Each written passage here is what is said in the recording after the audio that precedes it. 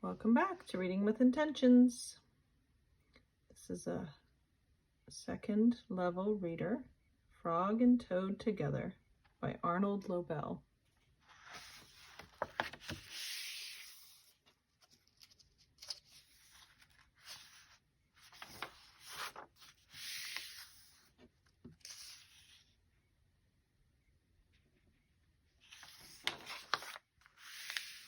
First story is a list. One morning, Toad sat in bed. "I have many things to do," he said. "I will write them all down on a list so I can remember them." Toad wrote on a piece of paper, "A list of things to do today." Then he wrote, "Wake up." "I have done that," said Toad, and he crossed out "wake up." Then Toad wrote other things on the paper. "A list of things to do today. Wake up," crossed out. "Eat breakfast. Get dressed. Go to Frog's house. Take walk with Frog. Eat lunch. Take nap. Play games with Frog. Eat supper. Go to sleep." "There," said Toad. "Now my day is all written down." He got out of bed and had something to eat. Then Toad crossed out, "Eat breakfast."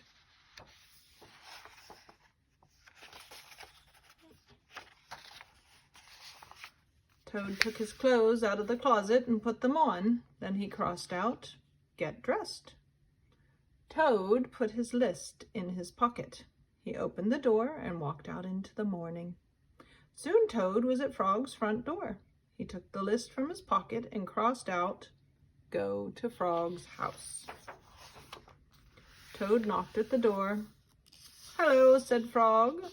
"Look at my list of things to do," said Toad. "Oh," said Frog. "That is very nice." Toad said, "My list tells me that we will go for a walk." "All right," said Frog. "I am ready." Frog and Toad went on a long walk. Then Toad took the list from his pocket again. He crossed out, "Take walk with Frog." Just then, there was a strong wind. It blew the list out of Toad's hand. The list blew high up into the air. "Help!" cried Toad. "My list is blowing away. What will I do without my list?" "Hurry," said Frog. "We will run and catch it." "No," shouted Toad. "I cannot do that." "Why not?" asked Frog. "Because," wailed Toad, "running after my list is not one of the things that I wrote on my list of things to do." Frog ran after the list. He ran over hills and swamps, but the list blew on and on. At last, Frog came back to Toad. "I am sorry," gasped Frog, "but I could not catch your list." "Blah," said Toad. "I cannot remember any of the things that were on my list of things to do. I would just have to sit here and do nothing," said Toad. Toad sat and did nothing. Frog sat with him. After a long time, Frog said, "Toad, it is getting dark. We should be going to sleep now." "Go to sleep!" shouted Toad. "That was the last thing on my list." Toad wrote on the ground with a stick, "Go to sleep." Then he crossed out, "Go to sleep." "There," said Toad.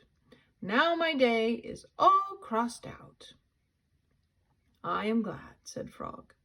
Then Frog and Toad went right to sleep.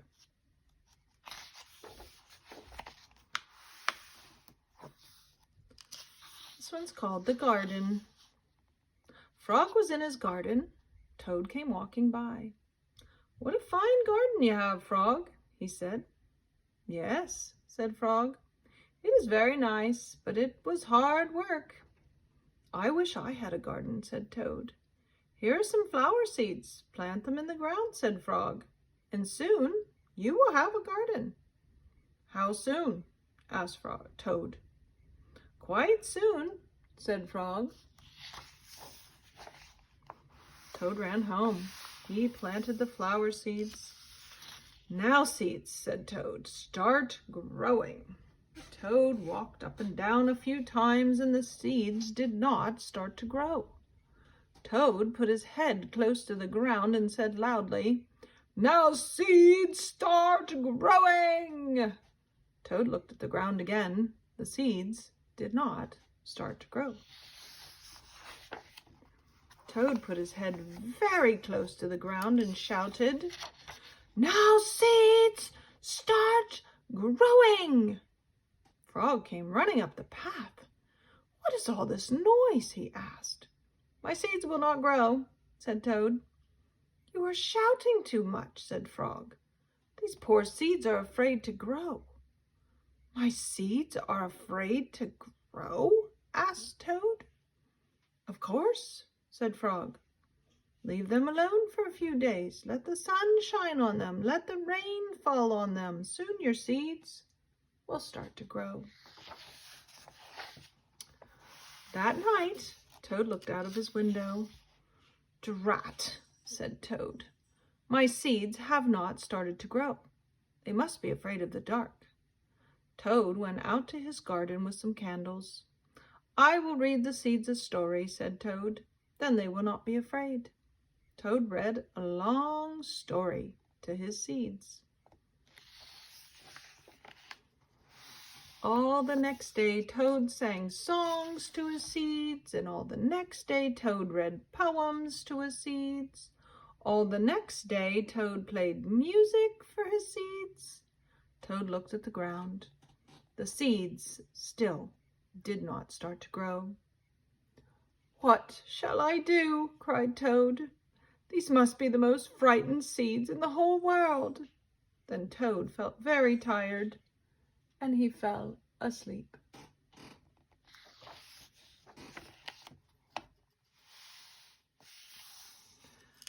"Toad, Toad, wake up," said Frog. "Look at your garden." Toad looked at his garden. Little green plants were coming up out of the ground. "At last," shouted Toad, "my seeds have stopped being afraid to grow." "And now you will have a nice garden too," said Frog. "Yes," said Toad. "But you were right, Frog. It was very hard work."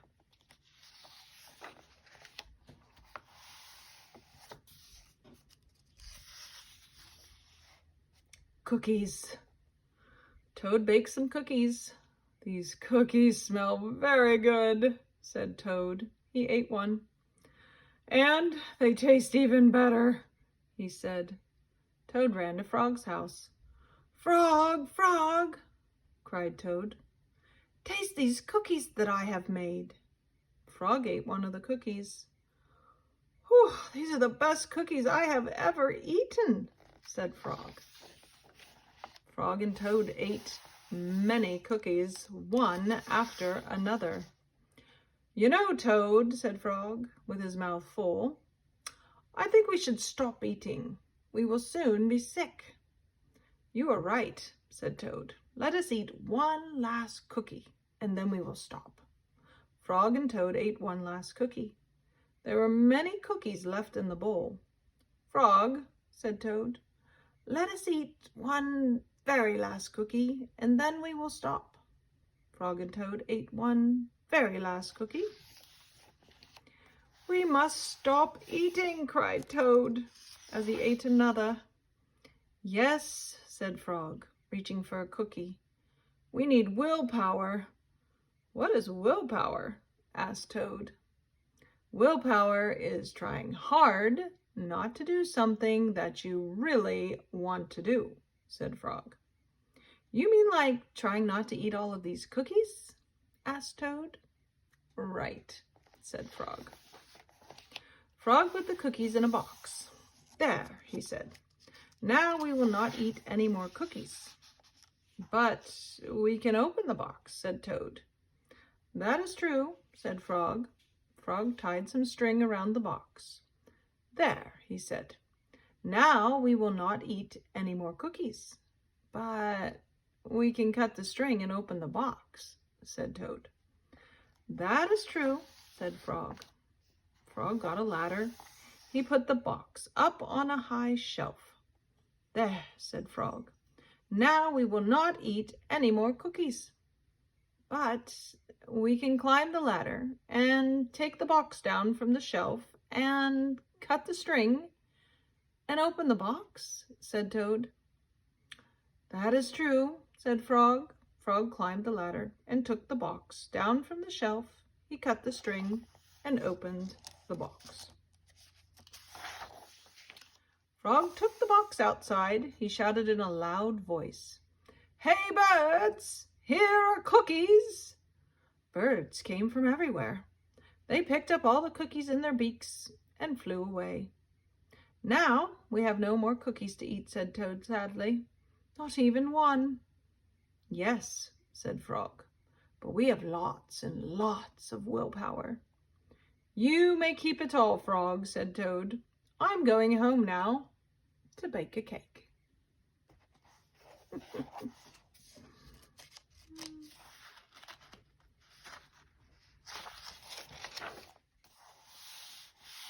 This one's called Dragons and Giants. Frog and Toad were reading a book together. "The people in this book are brave," said Toad. "They fight dragons and giants, and they are never afraid." "I wonder if we are brave," said Frog. Frog and Toad looked into a mirror. "We look brave," said Frog. "Yes, but are we?" asked Toad. Frog and Toad went outside. "We can try to climb this mountain," said Frog. "That should tell us if we are brave." Frog went leaping over rocks, and Toad came puffing up behind him. They came to a dark cave. A big snake came out of the cave. "Hello, Lunch," said the snake when he saw Frog and Toad. He opened his wide mouth. Frog and Toad jumped away. Toad was shaking. "I am not afraid," he cried. They climbed higher, and they heard a loud noise. Many large stones were rolling down the mountain. "It's an avalanche!" cried Toad. Frog and Toad jumped away. Frog was trembling. "I am not afraid," he shouted. They came to the top of the mountain. The shadow of a hawk fell over them. Frog and Toad jumped under a rock, and the hawk flew away. "We're not afraid!" screamed Frog and Toad at the same time. Then they ran down the mountain very fast. They ran past the place where they saw the avalanche. They ran past the place where they saw the snake. They ran all the way to Toad's house. "Frog, I am glad to have a brave friend like you," said Toad. He jumped into the bed and pulled the covers over his head. "And I am happy to know a brave person like you, Toad," said Frog. He jumped into the closet and shut the door. Toad stayed in the bed, and Frog stayed in the closet. They stayed there for a very long time, just feeling very brave together. And this one's called The Dream. Toad was asleep, and he was having a dream. He was on a stage, and he was wearing a costume. Toad looked out into the dark. Frog was sitting in the theater. A strange voice from far away said, "Presenting the greatest Toad in all the world." Toad took a deep bow. Frog looked smaller as he shouted, "Hooray for Toad! Toad will now play the piano very well," said the strange voice. Toad played the piano, and he did not miss a note. "Frog," cried Toad, "can you play the piano like this?" "No," said Frog. It seemed to Toad that Frog looked even smaller. "Toad will now walk on a high wire, and he will not fall down, said the voice. Toad walked on the high wire. Frog, cried Toad, can you do tricks like this? No, peeped Frog, who looked very, very small. Toad will now dance, and he will be wonderful, said the voice. Frog, can you be as wonderful as this? Said Toad as he danced all over the stage. There was no answer. Toad looked out into the theater. Frog was so small that he could not be seen or heard. Frog, said Toad, where are you? There was still no answer. Frog, what have I done? Cried Toad. Then the voice said, the greatest Toad will now... Shut up, screamed Toad. Frog, Frog, where have you gone? Toad was spinning in the dark. Come back, Frog, he shouted. I will be lonely. I am right here, said Frog. Frog was standing near Toad's bed. Wake up, Toad, he said. Frog, is that really you? Said Toad. Of course it is me, said Frog. And are you your own right size? Asked Toad. Yes, I think so, said Frog. Toad looked at the sunshine coming through the window. Frog, he said, I'm so glad that you came over. I always do, said Frog. Then Frog and Toad ate a big breakfast, and after that, they spent a fine, long day together.